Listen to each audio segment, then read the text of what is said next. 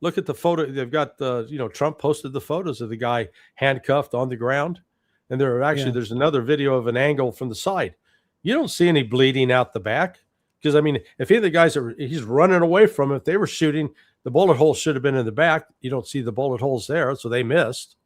And so ideally, he was stopped by somebody from the front, but you don't see they don't have him rolled over doing first aid on bullet holes in the torso. Yeah, maybe he caught one in the leg. That's possible.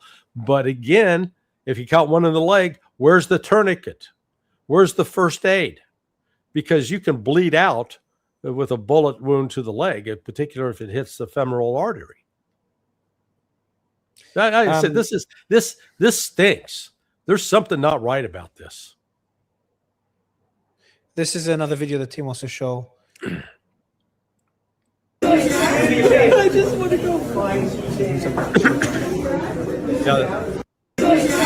I just want to go find. So saying, I just want to go home. I think it's right after. Yeah, that's Eric. I think that's Erica Kirk, wasn't it? Yeah, it is. It is. Yeah. Yeah.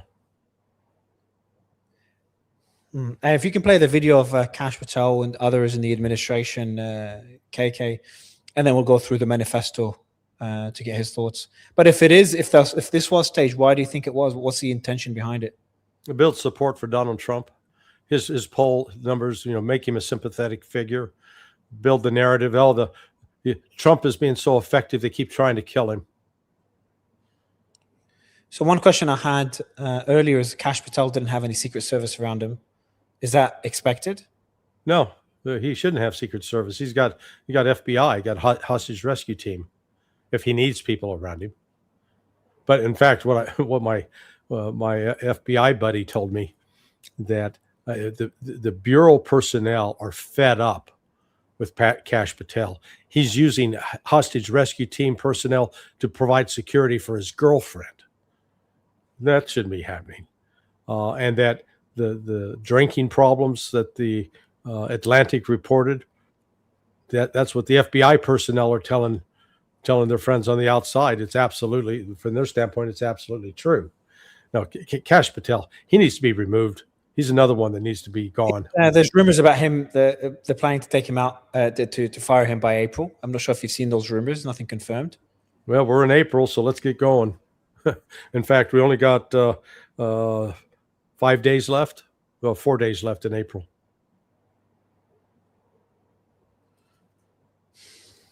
I'm trying to get more information on the whether he was injured or not.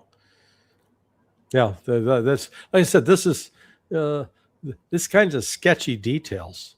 And this goes back to, I think we talked about this with respect to the whole Charlie Kirk incident. Again, why is the FBI on scene there? There's no federal jurisdiction over that kind of shooting in Utah. Excuse me. Yeah, Charlie Kirk was a high-profile, well-known individual, but he doesn't. There's no federal statute to justify FBI presence there unless the local police ask for it. But they didn't. Go ahead. I was going to say, is it a bit bizarre as well that there was another event at the same time and people could stay at the hotel as well? I thought for such an event it would be all secured. Not sure if that's normal or not. No, that's not abnormal. But what you do is you set up you got security perimeters. So it's security for the president. It's like concentric rings that go out. So you establish what your ultimate your furthest outside perimeter is, and then you layer it up from there. So doing protection indoors is a lot easier than doing outdoors, because you've got a limited number of entrances, exits. So you control those points, and you make sure that you've got certain checkpoints. But as reports have come out that people, all they had to do was show their ticket. Hey, I got my ticket. Well, they didn't have to provide ID to show that ticket actually belonged to them. So the security was lax. And you got to ask why. Again, this gets back to the Secret Service, I think, is a broken institution. And even after its failures when Butler and subsequent failures, they haven't corrected it. And that means people need to be fired. New leadership needs to be brought in. All right, let me read out the manifesto for you. All right, there it is. So this came out here. Hello, everybody. And KK, if you can show it on the screen as well. Hello, everybody. So let me see where they found this. The manifesto of the White House Correspondents' Dinner shooter, 31-year-old Cole Thomas Allen, has been released, in which he refers to President Trump as a pedophile, rapist, and traitor. Then he says, I am no longer willing to permit a pedophile, rapist, and traitor to coat my hands with his crimes. So that was in the manifesto of the person that tried to allegedly assassinate President Trump. Hello, everybody. So I may have given a lot of people a surprise today. Let me start off by apologizing to everyone whose trust I abused. I apologize to my parents for saying I had an interview without specifying it was for, quote, most wanted. I apologize to my colleagues and students for saying I had a personal emergency. By the time anyone read this, I was probably certainly do need to go to the ER, but can hardly call that not a self-inflicted status. Okay. I apologize to all of the people I traveled next to, all the workers who handled my luggage, and all the other non-targeted people at the hotel who are put in danger simply by being near. I apologize to everyone who was abused and or murdered before this, to all those who suffered before I was able to attempt this, to all who may still suffer after, regardless of my success or failure. I don't expect forgiveness, but I could have seen any other way to get this close. I would have taken it. So if I could see another way to get this close, I would have taken it. Again, my sincere apologies. On to why I did this. I am a citizen of the United States of America. What my representatives do reflects on me, and I'm no longer willing to permit a pedophile, rapist, and traitor to coat my hands with his crimes. Brackets. Well, not to be completely honest, I was no longer willing a long time ago, but this is the first real opportunity I've had to do something about it. While I'm discussing this, I'll also go over my expected rules of engagement. Probably in a terrible format, but I'm not military, so too bad. Administration officials, not included Mr. Patel, they are targets prioritized from highest ranking to lowest. Not included Mr. Patel, so Kash Patel was not included. Secret Service, they are targets only if necessary, and to be implicated non-lethally if possible, aka I hope they're wearing body armor, which one of them was, because center mass with shotgun messes up people who aren't. Hotel security, not targets if at all possible, aka unless they shoot at me. Capitol Police, same as hotel security. National Guard, same as hotel security, so not targets. Hotel employees, not targets at all. Guests, not targets at all. In order to minimize casualties, I'll also be using buckshot rather than slugs. Less penetration through walls. I'll let you explain that. I would still go through most, it's almost done. I would still go through most everyone here to get to the targets if it were absolutely necessary, on the basis that most people chose to attend a speech by a pedophile, rapist, and traitor and are thus complicit. But I really hope it doesn't come to that. So that's the manifesto he wrote. I think the most important one is the bullets one. He did not use slugs to avoid too many casualties because they have less penetration through walls. Again, I'm not an expert there. And his motive is Trump being a pedophile, rapist, and traitor, which I'm assuming he's referring to the Epstein files, and traitor, maybe he's referring to the war in Iran. General thoughts on the manifesto, Larry? Like I said, I think this thing was staged. I think he was encouraged to do this.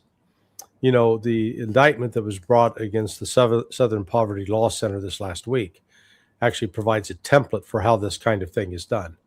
And while I fully believe that the SPLC did what they're accused of doing, which meant they would go out, they would develop a relationship with members of the KKK or members of a neo-Nazi organization, and they'd provide them with money, support, so that they could go protest and act. And it would appear to be organic, that they were doing this on their own initiative, when in fact they were doing it with the help and encouragement of the SPLC. Well, the FBI has done the same thing in the past. Remember the assassination plot for the governor of Michigan? The four guys that were arrested and convicted, again, they testified it wasn't even their idea. The idea came from this FBI informant. So a cutout paid by the FBI was sent to dangle an opportunity in front of these guys, and they took it. So I can't rule out that same phenomena was happening here. This third time attempt on Trump, and the previous two, especially the Butler one, has not been thoroughly investigated, and Trump has not been pressing for that investigation. I think they and really look at the way the media they portrayed this story as this guy was trying to kill Trump. He got nowhere close to Trump. He got caught out. Wouldn't that be why? Because he failed. He tried, but he was really bad at it. Well, or you stage it in such a way that he can't succeed. So if it was staged, who do you think would have staged it? Because something like this to be staged, wouldn't all the Secret Service need to be in on it to make sure they don't kill him? Not necessarily. FBI could have been done. FBI's got a track record of doing this, and we've seen how corrupt that they've been. And staging assassination attempts within the U.S. Sure. Again, they did it with Governor Whitmer up in Michigan. It was quite clear what they got in and infiltrated that. The number of so-called terrorist attacks that were planned by Islamic terrorists turned out again with FBI incitement, FBI informants, and in fact, the claim that Trump, that Iran was trying to assassinate Trump. Hell, that one's got stupid. That's got DEA, CIA, and FBI fingerprints all over it. The guy who's supposedly the mastermind of it, he was first arrested in Singapore for drug trafficking. Had another partner with him. They had a big load of heroin. Now how strict Singapore is. They'll beat your ass for chewing gum. He gets arrested. Does he do any prison time? Nope. That immediately tells you right off the bat he became a DEA informant. And the reason I know that, my former partner, Bob Nieves, Chief of International Operations for DEA. My other partner, John Moynihan, ran DEA's undercover money laundering operations in New York City. So I'm not speaking without having some knowledge, at least secondhand knowledge, from people who are right in the middle of this kind of stuff. So, and then they staged what was supposedly an Iranian plot to assassinate Trump. It wasn't at all. This was an intelligence staging to create the impression that Iran was doing this in order to justify attacking Iran. So again, I don't know what the actual motive is here, but all I know is I'm seeing things that don't make sense. This guy is running with a live firearm, shooting people with a shotgun. Buckshot just means that it's got, instead of one big slug, it's like the size of your thumb. It's got smaller pellets. They look like ball bearings. They're bigger. They're bigger than a BB. They can be the equivalent of like a 9mm round, but instead of shaped like a bullet, they're shaped like balls. And they, it can do some serious damage. But here's the question. Here's another odd thing. He came from California, right? Have you ever traveled with a firearm on board an airplane? So to do that, you have to fill out paperwork. You have to alert the airline, and it has to be specifically packed and regulated. Okay? The same with the handgun. The same with the knives. The knives he could have packed into his check-on luggage, but not the handgun. The handgun and the shotgun. Those had to be registered at the airport. So the airline knew about it. And then when he's checking into a hotel, you got a visible gun case. You can't hide that. So you can't say that, he disassembled it and put it in a suitcase. No, sorry. You don't get to travel airline with a shot. And if he said he traveled, so they're saying he traveled by train from LA to Chicago to Washington, D.C. and checked into Hilton. So that makes it easier to. Oh, he traveled by train? Yeah. Oh, yeah. Okay. Yeah. All right. Yeah. Okay. So there was some forethought. I thought he traveled by plane. If he traveled by train, yeah, you can get on the train with a submachine gun, a bazooka. They have zero security on this account. There's a real gap. So again, this shows this guy didn't think that up on his own. Trust me. He had help. There is an